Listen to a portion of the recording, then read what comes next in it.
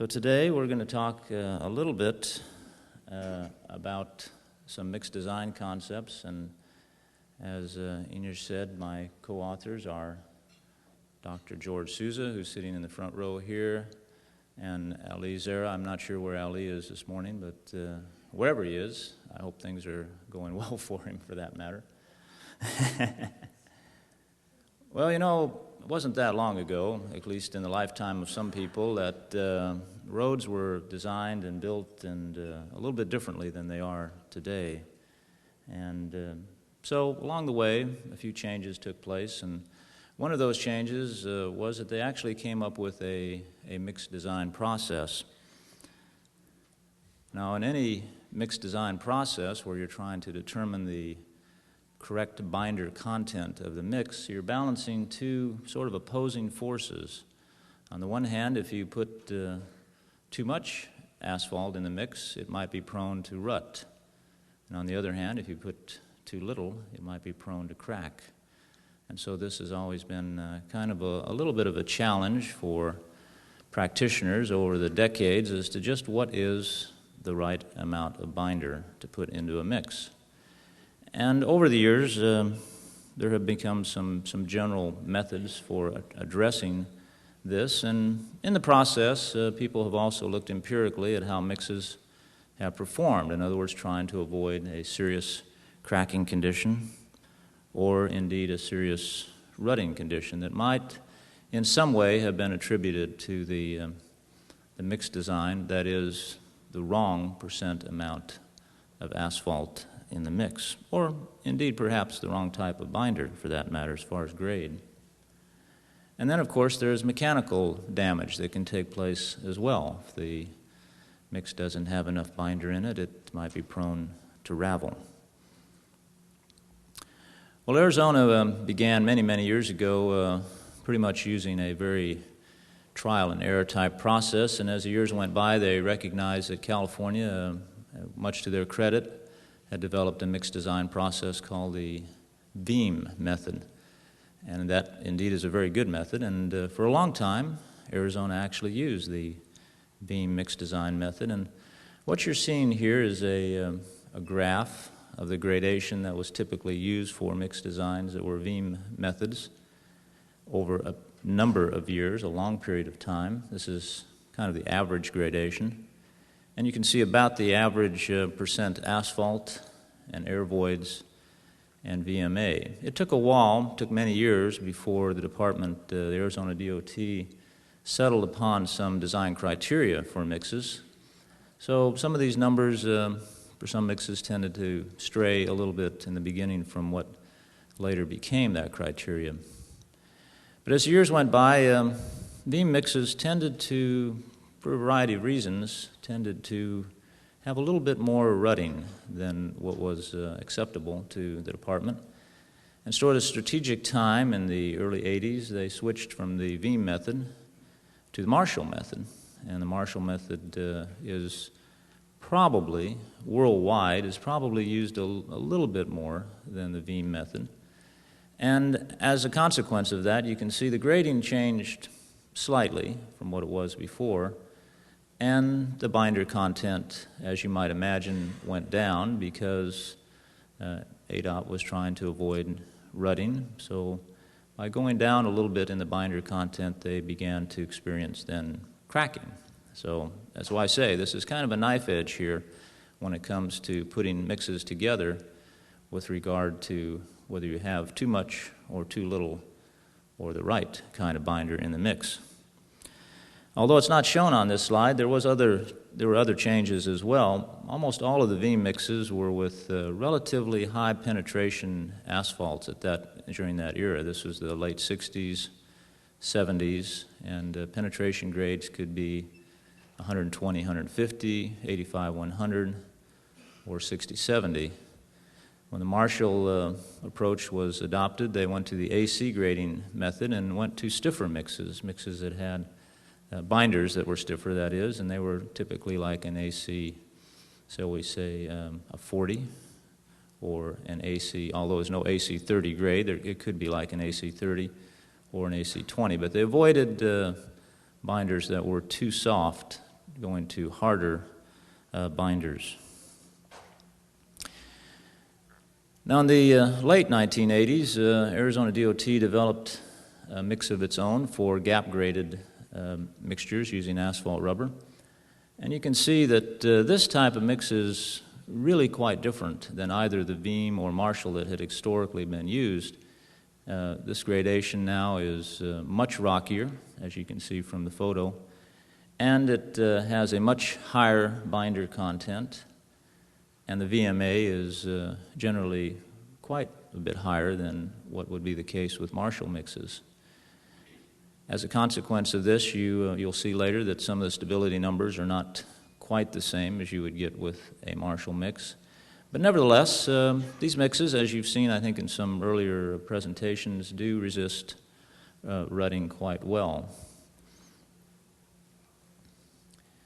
And then later on, the gap-graded mix, besides that, there was an asphalt rubber open-graded. Now, open-graded mixes had been designed for a number of years, and they followed a pattern very similar again to California, although technically speaking, there really isn't a Veeam or Marshall or any kind of method that's really accepted for the design of an open-graded mix. It's truly more of an art form and has been for a long time.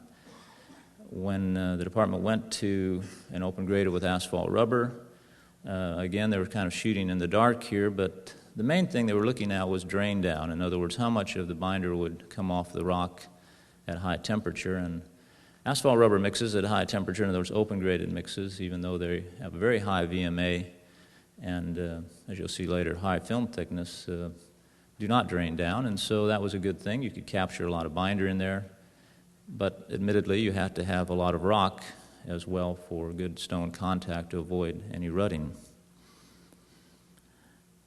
As I presented the other day, cracking results have been good with the gap-graded mix, and rut depths have been very acceptable with the gap-graded and open-graded mixes as well. So let's look at these properties for a moment here, because they are illustrative, I think, of some of the unique properties of asphalt rubber mixes compared to the Veeam and Marshall. And I think this is why I know myself and my colleague George Souza, as we travel around the world, we encounter lots of questions about these mixes because they are so different, and people get a little anxious about that. As you can see, even though we're all in the gap-graded mixes, we're still shooting for about the same air voids, design air voids. The volume of asphalt and the percent asphalt by weight is quite a bit higher. And of course, the VMA that we have in the aggregate, the rock structure, is quite a bit higher as well. And these things are a little unsettling to some of the practitioners because you don't normally see numbers like that, and they get a little anxious about it, even though we bring forth the fact that these mixes have worked so well. In addition to that, there are some aggregate properties, again, that are a little bit away from the traditional numbers. Historically, sand equivalents have been lower for Veeam and Marshall mixes, although for the gap-graded, you can see they're very high, which means you're using a very clean sand, a wash sand. That sometimes is difficult to achieve. Albeit the water absorption, the asphalt absorption numbers are similar, they're not identical. And then stability. This is another one that bothers people. As you can see, the traditional stability here in terms of the Marshall stability is quite a bit lower with these types of mixes, and the flow is greater, and that all of these things kind of trouble people, as well as the film thickness being higher.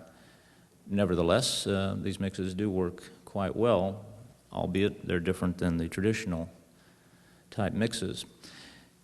Many years ago, back around 2002, ADOT compiled literally over 100 mix designs that were asphalt rubber gap-graded mixtures. And in the process of doing that, which was quite a compilation of information, after examining that data, both George and I discovered that there was quite a strong relationship between VMA and binder content.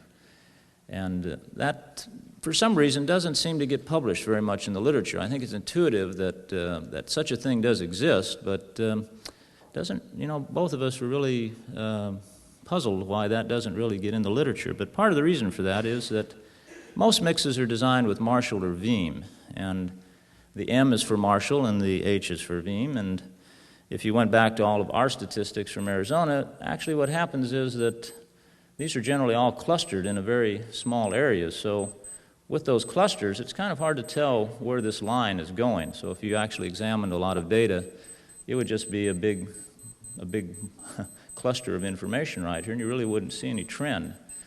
Because asphalt rubber mixes go to much higher VMAs and higher binder contents, you now get an idea of how this stretches out over these very wide ranges now, and you get more of an appreciation for that relationship. And that is kind of a unique finding, we think, of this particular paper.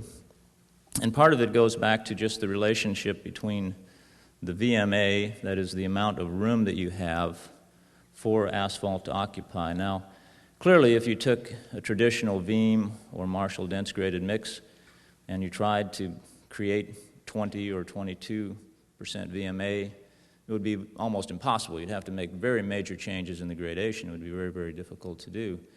So you have to change the gradation to make that room. But you can still hold the target air voids at about the same level. And so this relationship of this target air voids being held at 5% as a constant, 5.5%, the VMA being a variable, now you can see what influence it has on the binder, provided the binder doesn't all run off the rock. And that's another thing, too, in the Veeam test where you are actually putting the material under a pressure. This would be difficult. Again, this would be somewhat upsetting to the inventor of the original test, Mr. Veeam, because he would be concerned that so much of this, under pressure, so much of this material would tend to flow. Another interesting side note here is moisture damage. Moisture damage is a big issue in most parts of the world that have rain, that is. And you can see over the years, both Veeam and Marshall, we've done immersion compression tests and have acquired some strength numbers, both dry and wet and with cement. However, you notice here over the years, Arizona has not adopted any test for moisture damage on its gap-graded mixes and has been inclined to just put cement or lime in the mix to adjust for that. However, that isn't necessarily always such a great thing, and in fact, a couple of years ago, a few projects actually began to show, for the first time in about almost 20 years, some actual moisture damage due to rain and cold weather that occurred that winter.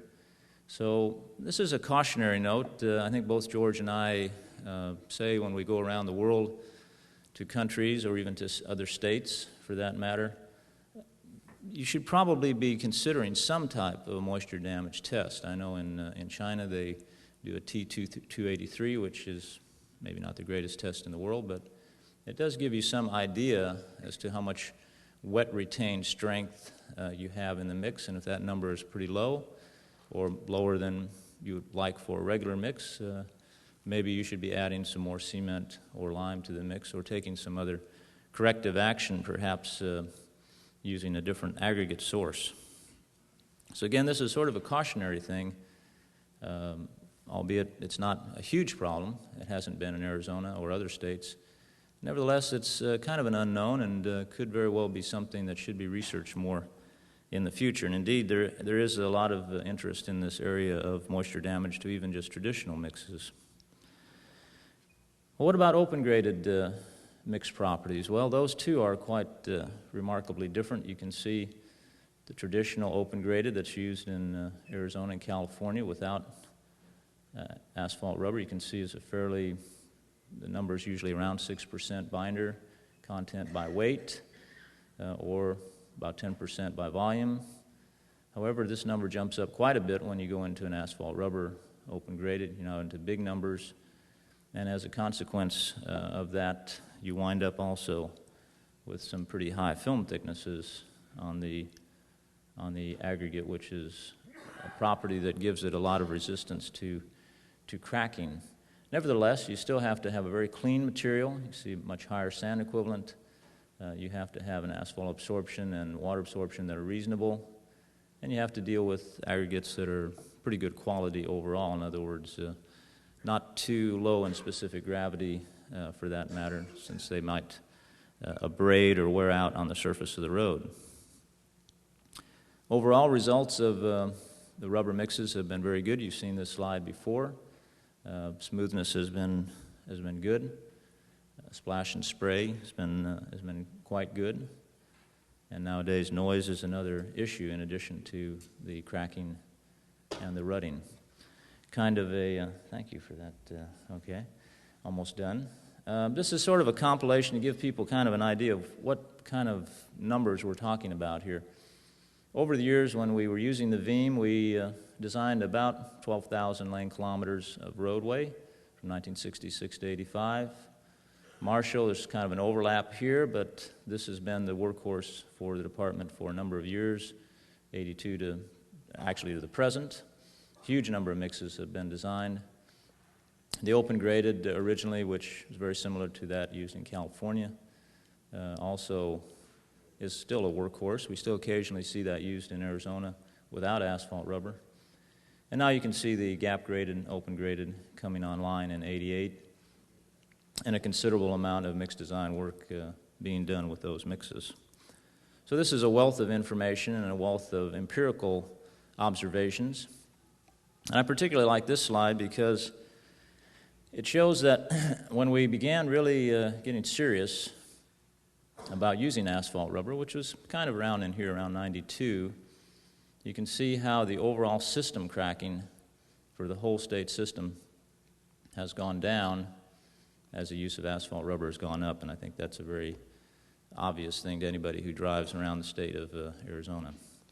So with that, my good friend Enish says I'm in trouble, so thank you very much.